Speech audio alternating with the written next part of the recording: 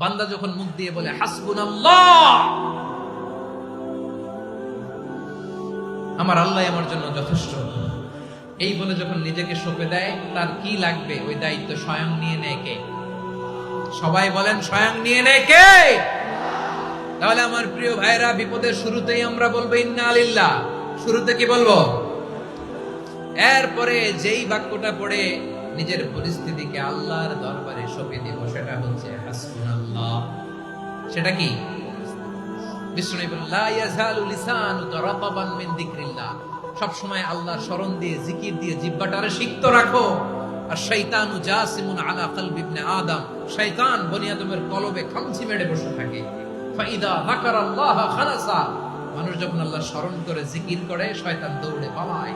ওয়া ইদা গাফালা ওয়াসওয়াসা, যখনই বনি আদম গাফেল হয়, তখনই শয়তান তার হৃদয়ে ওয়াসওয়াসা দেয়। এজন্য বিপদে পড়লে ইন্না লিল্লাহ, নিজের সব টুকুন করার পরে, নিজের রোল প্লে করার পরে নিজেকে আমরা কি বলে সঁপে দিব? সবাই বলেন, সবাই বলতে হবে, আর জোরে বলে